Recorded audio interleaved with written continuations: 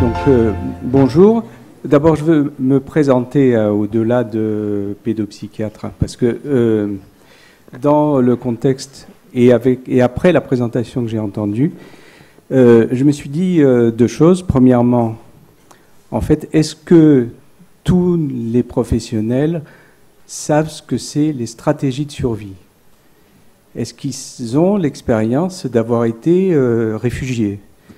Est-ce que, dans ce que j'insiste, parce que c'est vraiment quelque chose de très très important, et autant du côté des équipes de pédopsychiatrie que des travailleurs sociaux avec qui je travaille depuis 30 ans peut-être, je sais pas, à La Réunion, dans l'île de La Réunion, avec, vous connaissez la problématique de Mayotte maintenant, etc., à Bordeaux avec des adolescents en crise. La question, pour moi, d'intégrer ce que c'est qu'une stratégie de survie qui n'est pas un mécanisme de défense psychologique, qui n'est pas vraiment psychologique, en fait, qui est psychocorporel, on pourrait dire les choses comme ça, si on veut. C'est un autre univers. C'est un univers dans lequel la question de la survie est prévalente, et donc, si la survie est prévalente, ça ne veut pas dire qu'on ne peut pas aller à l'école, ça ne veut pas dire qu'on ne peut pas faire de thérapie, ça ne veut pas dire que la parole, c'est rien. C'est simplement que ça atteint tous ces registres-là. C'est-à-dire que c'est en fonction de la survie qu'on va raisonner, que quand on va se présenter, la question va être, est-ce qu'on va servir à la survie en premier? Évidemment en portant autre chose, une autre dimension qui est que la vie, c'est pas la survie. Voilà. Alors ça, si la vie, c'est pas la survie, ça veut dire quoi? Ça veut dire qu'on continue à avoir un projet pour l'enfant, un projet pour l'adolescent, qu'on a l'idée de, malgré le malheur et malgré le découragement qui peut nous atteindre, et qu'on met en place entre nous des dispositifs pour ne pas sombrer dans l'épuisement, qu'on n'est forcément pas isolé, parce qu'on dit ça uniquement pour les problématiques de maltraitance, mais c'est complètement illusoire, c'est pas que pour la maltraitance de ne pas être isolé. Que, effectivement, si on n'a pas quelqu'un à côté de nous qui peut dire mais ça tu vas pas pouvoir le faire, tu es déjà épuisé, tu as combien de situations là, tu en prends une de plus, c'est pas possible. Et c'est vrai que c'est pas possible. Et quand on est face à la détresse et au désarroi, et qu'on a le sentiment que si on ne le fait pas, on se sent extrêmement coupable. Bon, puisqu'on a choisi ce métier, on a un idéal soignant, un idéal d'aide, et que ça atteint notre idéal, et c'est très dépressogène pour nous de ne pas réussir à répondre. Et donc là, pour moi, la question fondamentale, d'abord, en premier, c'est que si on intègre bien qu'il y a la question de la survie, après on va réfléchir autrement. Ça ne veut pas dire qu'on va dire que les problèmes de santé mentale ne sont pas importants parce qu'il n'y aurait plus de mental du tout dans la survie. Pas du tout. C'est que le mental de la survie, c'est pas le même que le mental quand on est dans des conditions de vie correctes. Je voudrais insister sur autre chose, c'est que pour moi, la précarité, c'est pas que la pauvreté. Hein. Pour moi, la précarité, c'est aussi dans des situations de richesse matérielle, des conditions matérielles de vie. On peut dire que là, il y a le logement, etc., des parents soi-disant présents. Et là, quand on rentre dans le détail, on se rend compte qu'il y a une série d'enfants qui ont été faits pour être élevés par les écrans. Et pas de parents, parce qu'ils sont trop pris par leur boulot, leur réussite personnelle, sont centrés sur eux, et qu'il n'y a personne pour les enfants et les adolescents. Et donc, dans ces conditions-là, il y a une précarité qui n'est pas la précarité matérielle immédiate, mais qui est une précarité psychique également.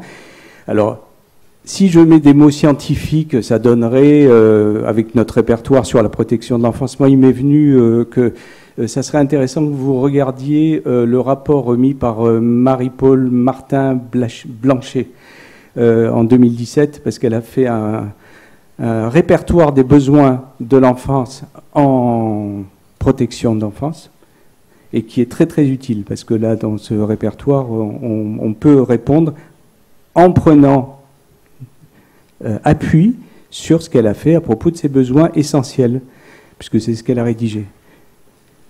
Or, ce qu'on peut voir, c'est que ces besoins essentiels de l'enfant, en fait, ils ne sont pas, on n'y répond pas dans d'autres situations que la situation matérielle.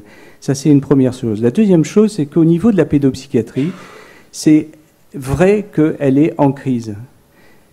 C'est vrai que c'est désespérant. C'est vrai qu'il y a des fois, j'ai envie de crier de colère.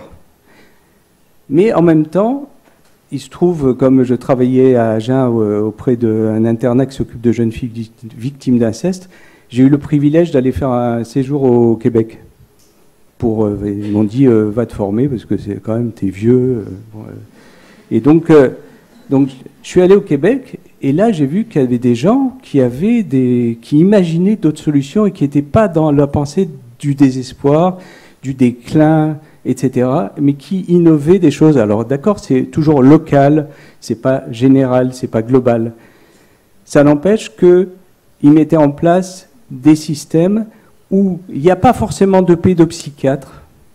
Ça, c'est autre chose. Il y a une réflexion à avoir sur le médecin pédopsychiatre, mais qu'ils avaient une préoccupation très concrète de mise en place des conditions de sécurité affective qui n'est pas que matérielle. Des conditions où on continue à s'adresser à l'enfant, à lui parler. J'étais très très sensible au fait qu'on ait demandé leur avis dans l'étude là. Parce que je pensais moi que ça aurait été bien par exemple de demander à un adolescent qu'est-ce que tu penses toi de la pédopsychiatrie d'aujourd'hui là. Parce que ça c'est... Et que moi j'étais pas... Enfin c'est difficile de me mettre à la place d'un enfant, bien que je reste un petit peu enfant quand même. Un peu adolescent aussi, parce que pour avoir accepté de parler ici après, tout ça, c'était pas évident. Sur la pédopsychiatrie d'aujourd'hui, il faut dire qu'il y a eu non seulement, parce qu'on fonctionne avec des schémas d'il y a 20-30 ans, c'est-à-dire le secteur pédopsychiatrique. Le secteur pédopsychiatrique avec le CMP, l'hôpital de jour, et quelques structures d'hospitalisation à temps plein très rares. En fait, la conceptualisation, les dispositifs, tout a changé. C'est pas seulement qu'il y a une baisse des pédopsychiatres, c'est que la manière de prendre en charge et les repérages ne sont plus les mêmes. Par exemple, les CMPP d'il y a 10 ans ne sont pas les CMPP d'aujourd'hui. Pourquoi ? Parce que l'ARS a imposé la prise en charge des troubles du neurodéveloppement, ce qui n'était pas le cas il y a 10 ans. Ces troubles du neurodéveloppement eux-mêmes, ils sont vus et compris comme quelque chose qui, à mon avis, est problématique, c'est-à-dire hors contexte, comme si l'enfant était un cerveau et puis le contexte comptait pas trop. Il faut ramer pour revenir sur le fait que, effectivement, c'est très important de repérer un TDAH, un TSA, un TOP, pour reprendre les termes.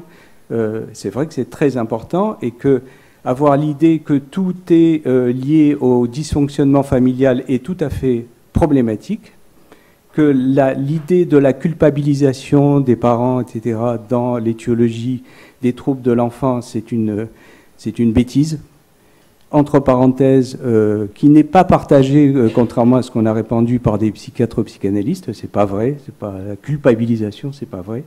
Par contre, le poids d'un réel qui est d'un côté la biologie et de l'autre, et alors là, ça c'est mon expérience personnelle, de la maltraitance, c'est-à-dire des négligences, violences sexuelles, physiques, etc. Ça c'est absolument vrai. Et moi j'avais envie de vous raconter une histoire par rapport à la précarité. Ça se passe dans un CMP à La Réunion. Je reçois un enfant qui me parle du fait qu'il a très très peur des rats. En équipe, on se réunit et on part dans des espèces de délires imaginatifs autour de le moral, le fantasme, etc. Jusqu'à ce qu'on se rende compte, parce qu'on travaillait avec l'assistante sociale, qu'en fait c'est des vrais rats, hein, qu'il a été mordu par des rats, et qu'en fait s'il a peur des rats, c'est parce qu'il a une espèce de trauma quoi, par rapport aux morsures de rats. et que la première chose, c'est d'arrêter le logement insalubre. Voilà. Mais ça ne suffit pas, parce qu'après, il y a une autre chose qu'on a découvert, et qui a changé aussi le regard en pédopsychiatrie, qui n'est pas que les TND, c'est l'importance des traumas et la différence à faire entre les stress chroniques avec une dimension physiologique, puisque le cortisol abîme le cerveau. Ça, c'était avéré. Maurice Berger, le nom que je veux prononcer, hein. Ça finit par faire vraiment des atteintes sur la concentration, sur la mémoire, sur les capacités de réflexion, si on laisse l'enfant en stress chronique.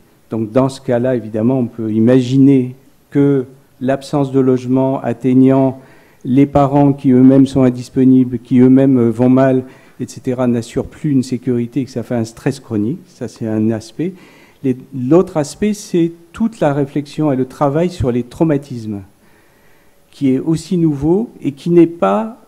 Il n'y a pas encore de réponse systématique et intégrée de sensibilisation suffisante dans toutes les équipes autour des effets du traumatisme. Il n'y a pas assez de connaissances qui soient diffusées sur la différence à faire entre le traumatisme de type 1, qui est un événement dans une vie normale, qui casse tout, et un traumatisme de type 2, qui est une série d'atteintes traumatiques qui fait que la vie n'est plus n'est qu'un traumatisme, quoi. C'est-à-dire que c'est l'ordinaire de la vie, c'est le traumatisme. Et parce qu'il y a un cumul dans différents aspects et que c'est pas la même façon de s'en occuper. Et que dans les thérapies proposées qui sont toujours autour de parler, ça va faire du bien, eh bien, par rapport à des gens qui vivent des traumatismes, eh bien, on est complètement à côté de la plaque parce que les thérapies narratives, où on ne fait que parler, passent à côté d'un noyau qui reste inatteignable et qui revient sans cesse et qui va faire des troubles du comportement, qui va faire, entre parenthèses, des troubles de l'attention qui ne sont pas des TDAH, mais qui sont des troubles liés à un stress post-traumatique de l'enfant. Et assez souvent, pour compliquer un peu les choses, c'est que il va y avoir chez un même enfant la cohabitation de troubles attentionnels liés à un TDAH et à des troubles post-traumatiques. Et cette combinaison, cette intrication, si on ne la prend pas en compte, eh bien, si on ne s'en occupe pas, évidemment, on va dire, ben, je ne comprends pas, on l'a amené à la rééducation, on a changé un peu ses conditions de vie, on lui a donné Ritaline, enfin méthylphénidate, mais ça ne change pas parce qu'il est toujours agité.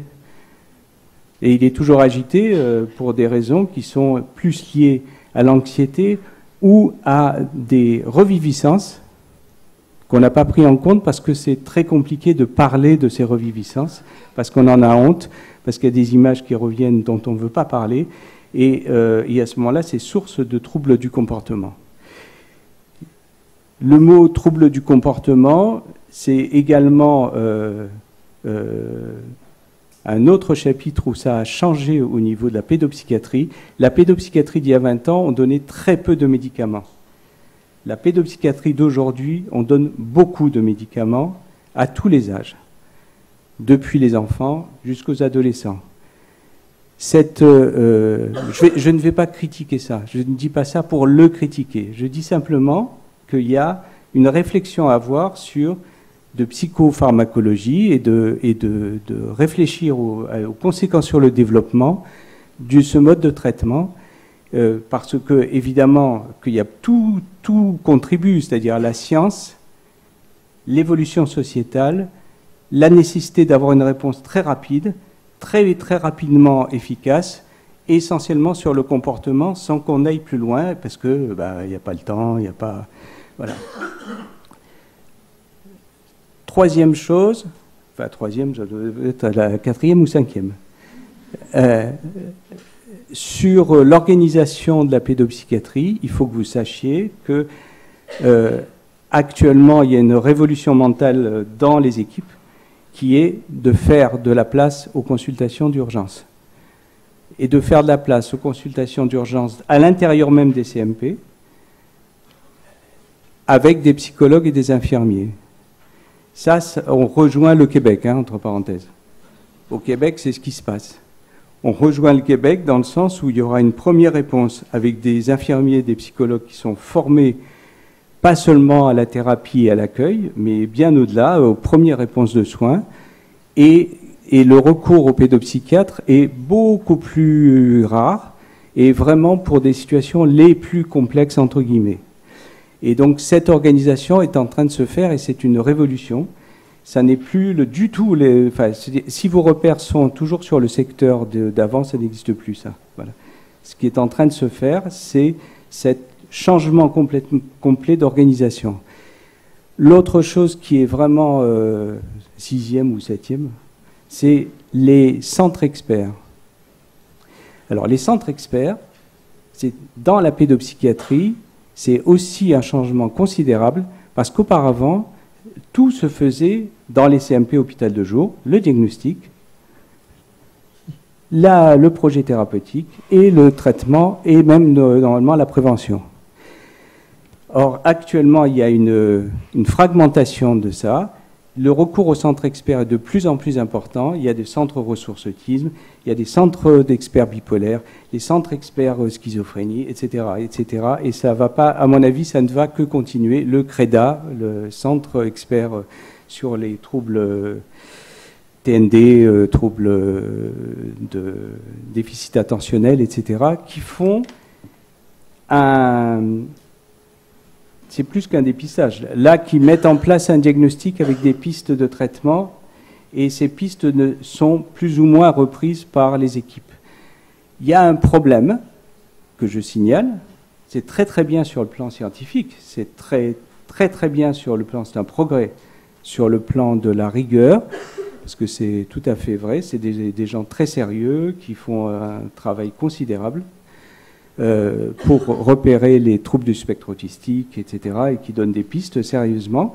Le problème, c'est qu'on fait beaucoup de dépistage, mais qu'il n'y a personne derrière.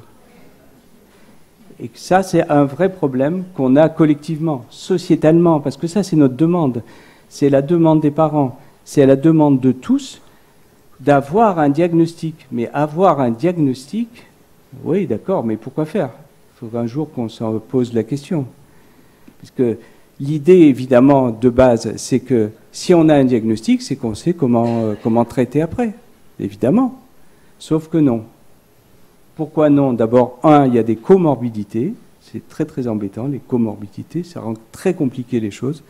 C'est-à-dire, on peut avoir un TSA, des troubles anxieux, et un peu de dépression, et puis l'addiction, parce que je vois le docteur Delisle, là, l'addiction qui est là... moi, j'ai au téléphone un père qui me dit « J'en ai marre, mon fils de 13 ans, il fume du cannabis, il a un TDAH et il est passé aux urgences et il veut me casser la figure. Et on est d'accord en mésentente avec sa mère. Qu'est-ce que je fais ?» Voilà. Donc, il y a des comorbidités. Et donc, ce traitement des comorbidités, évidemment, ça ne rentre pas bien dans les centres experts. Là. Il y a quelque chose qui ne rentre pas bien. Je dois signaler que si on va aux États-Unis et au Québec, ils ont le même problème, c'est-à-dire ils n'arrivent pas là. Là, il y a un truc de liaison là qui manque, et ce travail de liaison, pour l'instant, il n'existe pas. Mais c'est collectivement, j'insiste, c'est notre demande, hein. C'est votre demande, c'est la nôtre, etc., d'avoir le diagnostic. On est vraiment avec ça. Alors que la question maintenant, ça serait, oui, tu as le diagnostic et qu'est-ce que tu fais après ? Et en plus, ce diagnostic, il est partiel. Parce qu'en situation et en contexte, alors ça c'est mon point de vue, un adolescent ou un enfant tout seul, ça n'existe pas. Je reste Winnicotien. C'est-à-dire un enfant tout seul. Les symptômes que présentent les enfants ne sont pas compréhensibles si on ne le remet pas dans leur contexte de vie. Alors pour vous, c'est une évidence, hein ?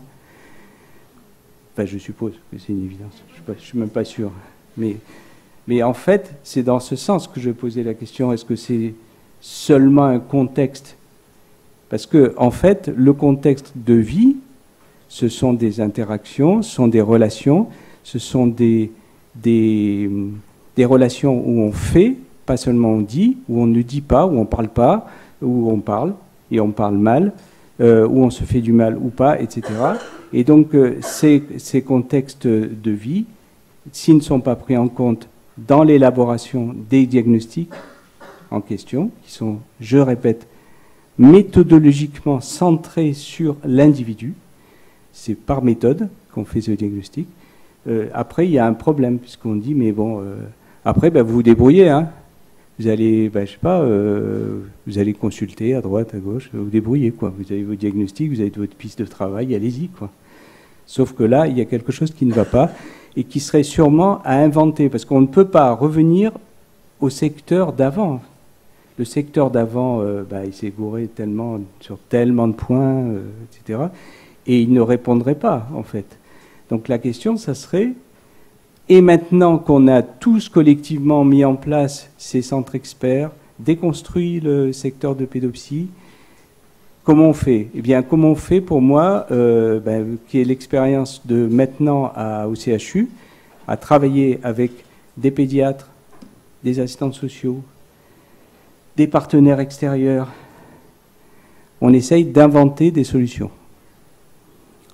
Et l'invention de solutions, elle passe par, pour moi, le mot-clé, ça serait un parcours de subjectivation. C'est-à-dire, à la fois un parcours de soins, où il y a plusieurs intervenants qui se succèdent et qui sont en lien, de subjectivation, parce que les enfants, ben vous le savez, vous êtes persuadés de ça, je suppose, c'est que les enfants, c'est pas des paquets, les adolescents, c'est pas non plus des choses qu'on déplace.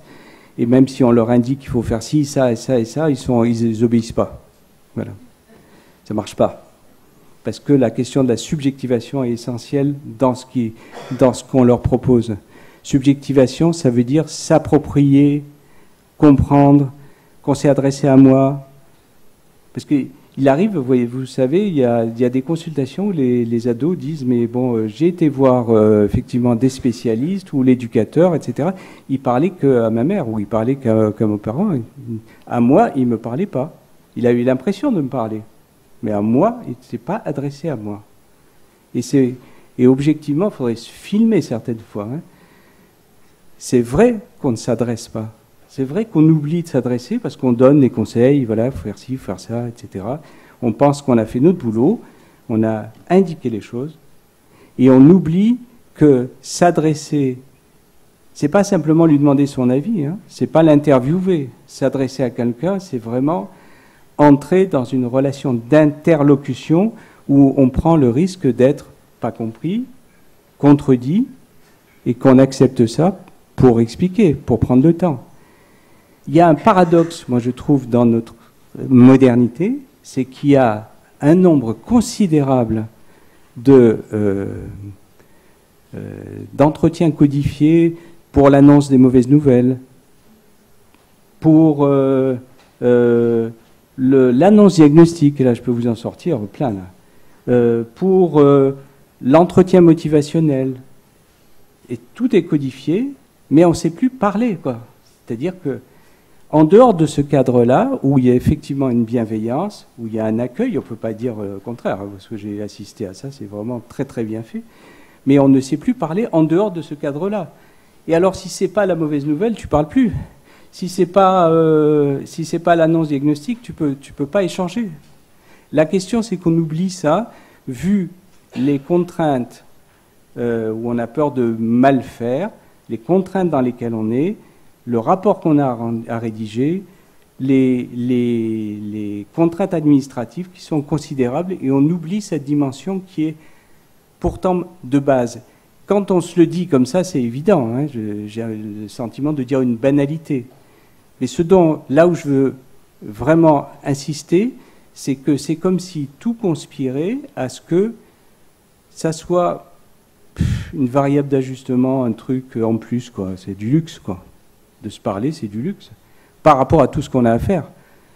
Moi j'ai connu des équipes où la question c'était qu'est-ce qu'on va faire comme le signalement, comment on va le rédiger, est-ce qu'on a bien mis les critères, est-ce qu'on a bien mis tout ça, mais est-ce que quelqu'un a parlé, expliqué? Non. Non, mais c'est vrai qu'on a oublié parce que le truc, c'est qu'il faut il parte là maintenant, le signalement, il n'est pas fait, etc. Donc là, il y a des questions qui sont absolument fondamentales. Est-ce que c'est de la santé mentale? Je ne sais pas, c'est aussi un terme qui est un peu irritant presque. Je ne sais pas qui a dit c'est dans la santé, ça fait partie de la santé, quoi. C'est la santé mentale, c'est dans la santé, quoi. Oui, mais la santé, voilà, c'est-à-dire que la question, c'est plutôt que pour contribuer à un bon développement, pour contribuer à lutter ou promouvoir la santé mentale, moi je dirais déjà, si on retrouve la dimension basique de parler à quelqu'un, d'écouter quelqu'un, de pouvoir être contredit sans s'énerver immédiatement, sans balayer ça en disant soit c'est une incompréhension, il a un déficit, il comprend rien, ou bien je sais pas, il a un problème de santé mentale justement, donc je peux toujours lui parler. Voilà. Si on cesse avec ça et qu'on accepte d'être affecté par ce que l'autre nous dit, que le fait d'être affecté par ça, d'abord ça veut dire qu'on n'est pas trop dissocié, c'est déjà pas mal, parce qu'on peut malheureusement finir dissocié dans nos pratiques. Si le fait d'être affecté, ça ne nous effondre pas. Ça nous fait pas... Parce qu'il y a malheureusement des collègues, au bout d'un moment, ils s'effondrent parce qu'ils ont trop d'empathie, etc. Bon. Donc, si c'est simplement qu'on comprend qu'on peut ressentir, être affecté, lui parler à partir de ça, lui donner les explications et aussi ce qu'on ne sait pas, parce qu'il y a des choses qu'on ne sait pas, voilà, et qu'on peut accepter sans que ça soit un drame de dire, ben, écoute, on ne sait pas, je vais vous renseigner, on verra ensemble, etc. C'est-à-dire, on a une relation, j'insiste, d'interlocution. Je dis ça parce que je trouve qu'on se balance actuellement beaucoup d'informations, mais on ne se parle pas. Et que se donner des informations, ça n'est pas se parler pour moi. Et donc là, le point essentiel pour moi, au-delà de parler de la pédopsychiatrie ou du contexte, c'est que finalement, si on revient au titre qui m'est venu là, est-ce que c'est un contexte? C'est finalement si j'accepte que tu me parles de ta vie, il y a des choses que tu peux inventer, mais qu'en plus je sais qu'il va falloir que je parle avec tes parents, qu'il va falloir que je parle avec les enseignants, etc., pour me faire une idée de ce que tu vis, effectivement, c'est quand même la base, c'est que, ça va me faire quelque chose, c'est pas une source d'information pure où je vais remplir mon questionnaire, c'est aussi quelque chose où je vais pouvoir, je m'excuse du mot, parce que ça devient un gros mot, m'identifier à ce qui se passe. C'est pas forcément de l'empathie, c'est que je vais pouvoir me faire une idée en le ressentant de ce que tu vis, et à partir de là, pouvoir essayer de répondre avec toi. Voilà, mais je vais arrêter là.